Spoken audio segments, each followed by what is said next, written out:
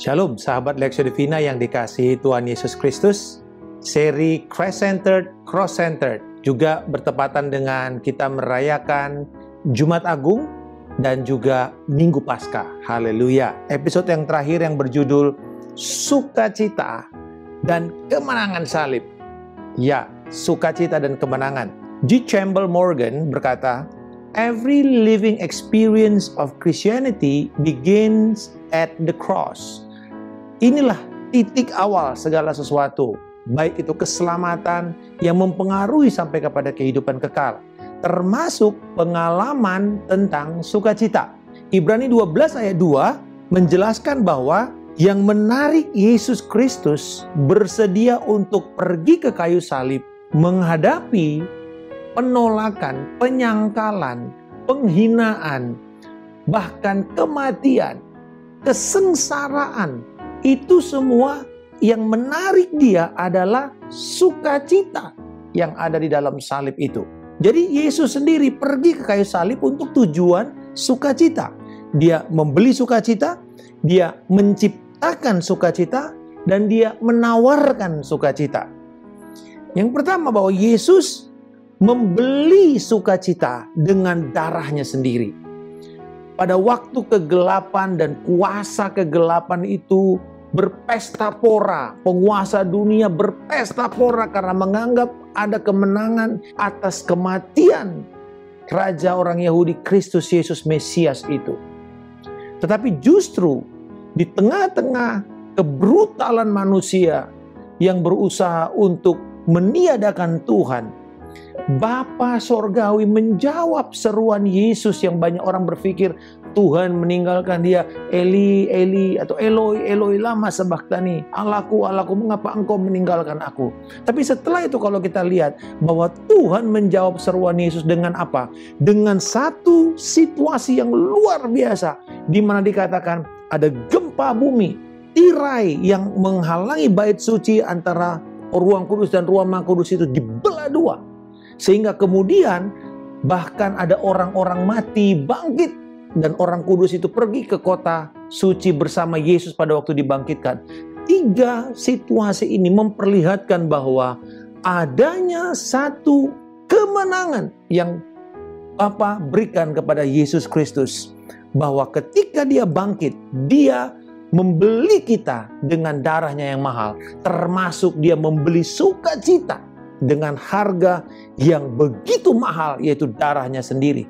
Dan sukacita seperti ini tidak ada satu pun yang bisa memadamkannya dari hidup orang yang menerimanya. Salib telah memberikan kita sukacita, membebaskan kita dari belenggu dosa dan kegagalan dunia ini. Yesus bukan hanya membeli sukacita, tapi juga dia menciptakan sukacita. Kita tahu bahwa salib yang kosong, kubur yang kosong telah melahirkan satu sukacita yang tidak terucapkan. Jonathan Edwards mengatakan kebangkitan Kristus adalah peristiwa paling penuh sukacita yang pernah terjadi. Dan benarlah apa yang juga dikatakan oleh Charles Spurgeon tentang kebangkitan Kristus. Tidak seorang pun akan mengambil daripadaku sukacita bahwa Kristus telah bangkit dari antara orang mati. Salib dan peristiwa di salib itu dan kemudian kebangkitan Kristus telah menciptakan sukacita. Sejak manusia jatuh ke dalam dosa, kerinduan mereka untuk mendapatkan sukacita yang sejati itu mulai mendapatkan pencarian. Akhirnya yang terjadi, orang-orang itu hanya berusaha mencari sukacita dengan memuaskan hawa nafsu.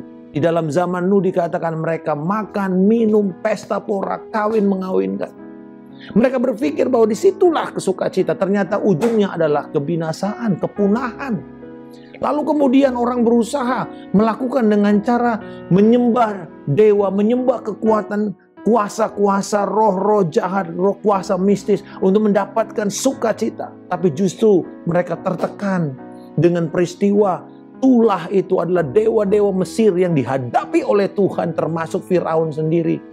dan menghasilkan penderitaan, kengerian, tangisan ketika malam pembebasan Paskah itu.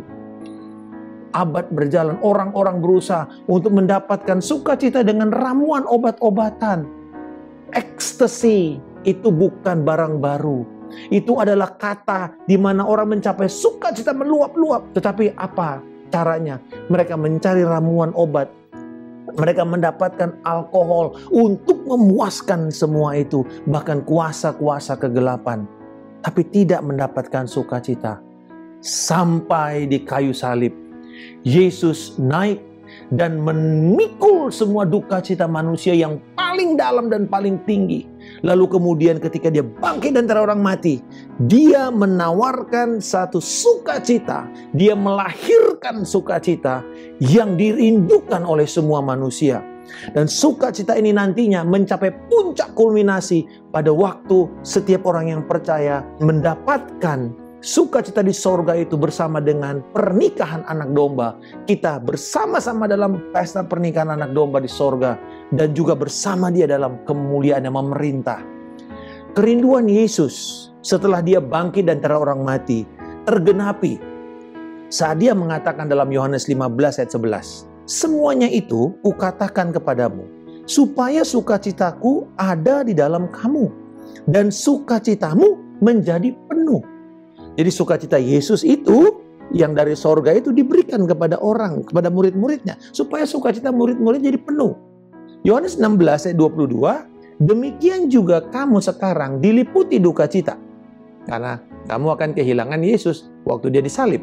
Tetapi aku akan melihat kamu lagi. Nah ini dia bicara mengenai kebangkitan. Dan hatimu akan bergembira. Dan tidak ada seorang pun yang dapat merampas kegembiraanmu itu daripadamu. Inilah yang kemudian ketika mereka menerima Yesus dan mereka melihat Yesus bangkit dan kemudian Yesus memberikan mereka kuasa pengutusan, mereka penuh dengan sukacita memberitakan Kristus sekalipun mereka harus membayar dengan nyawanya. Tidak ada satu yang bisa mengambil lagi sukacita itu, karena itu sukacita yang dari Yesus adalah sukacita yang kekal, yang puncak. Dan itu tidak bisa diberikan oleh manusia manapun kecuali Yesus Kristus. Sukacita yang penuh, sukacita yang permanen, yang tidak tergantung kepada keadaan sekeliling. Tidak ada yang bisa merampas sukacita ini. Karena ini adalah Kristus sendiri yang tinggal di dalam kita. Terakhir, bahwa salib menawarkan sukacita kepada mereka yang memintanya.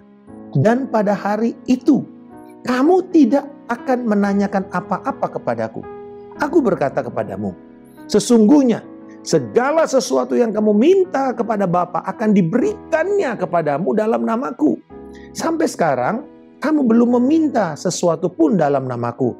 Mintalah, maka kamu akan menerima, supaya penuhlah sukacitamu. Dikatakan di sini pada hari itu kapan? Itu ketika Yesus nanti akan bangkit. Pada hari itu kamu belum minta apa-apa. Minta. Karena hari itu kamu tahu bahwa ada jaminan ketika kita minta di dalam nama Tuhan Yesus Kristus kepada Bapa Sorgawi. Bapa menjawab. Itu yang bikin sukacita kita jadi penuh. Yaitu bahwa apa yang kita minta di dalam nama Tuhan Yesus Kristus terjadi. Bukan untuk kita, tapi dikatakan supaya penuhlah sukacitamu dan sukacita daripada Yesus yang senang untuk menjawab doa kita. Jadi janji sukacita, kebangkitan yang Yesus tawarkan kepada murid-muridnya sekarang ditawarkan kepada Anda dan saya. Sukacita seperti ini tidak bisa ditawarkan dunia. Rasul Petrus berkata dalam 1 Petrus 1 ayat 8b, kamu bergembira dengan rasa sukacita yang mulia dan tidak terkatakan. Wow, unspeakable joy. Satu sukacita yang tak bisa terucapkan. Wow. Dan full of glory. Full of glory. Full of glory. Wow. Ketika Yesus tinggal dalam kita, ada satu sukacita yang mulia dan tak terkatakan. Itu yang bikin kita bisa bergembira. Penuh dengan sukacita setiap hari. Jadi sukacita kebangkitan adalah sukacita alam semesta. Tapi juga bersama dengan itu, sukacita personal, individual. Jadi bukan hanya urusan alam semesta bersukacita karena Kristus bangkit dan memulihkan segala sesuatu. Tetapi juga kepada pribadi. Hal yang sama, Sukacita kebangkitan adalah sukacita yang memberi harapan masa depan, tapi juga untuk hari ini.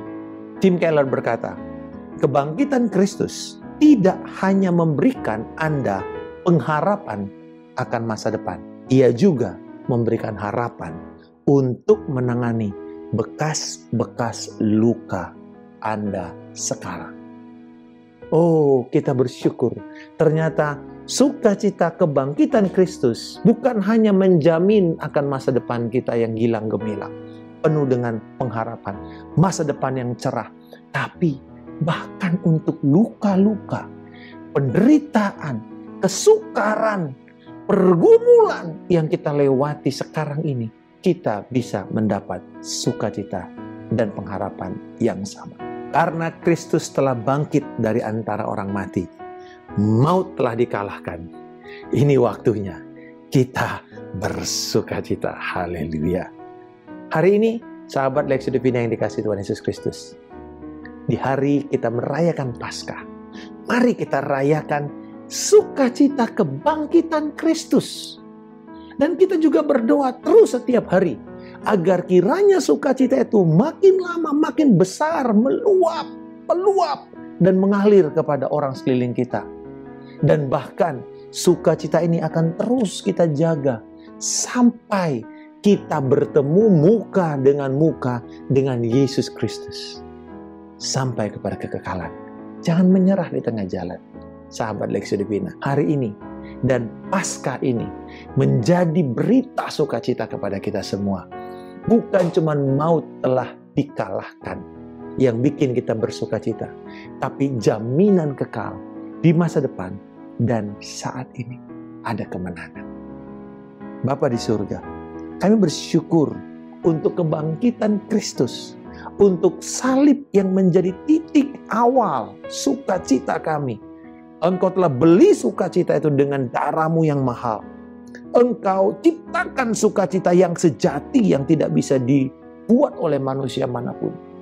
Dan Engkau tawarkan kepada setiap orang yang mau percaya kepada berita salib untuk kami menjadi ciptaan yang baru. Aku berdoa Tuhan agar setiap hari sukacita kami ini bertumbuh dan meluap-luap, bahkan melimpah untuk bisa dinikmati oleh orang-orang yang ada di sekitar hidupku. Tolong aku juga untuk setia menjaga sukacita ini sampai kepada kekekalan. Di dalam nama Tuhan Yesus Kristus, aku telah berdoa dan mengucap syukur. Haleluya. Amin. Salam kemenangan. Saya Pendeta Markus Simanjuntak. Selamat Paskah. Yesus bangkit dan Dia sungguh bangkit. Haleluya.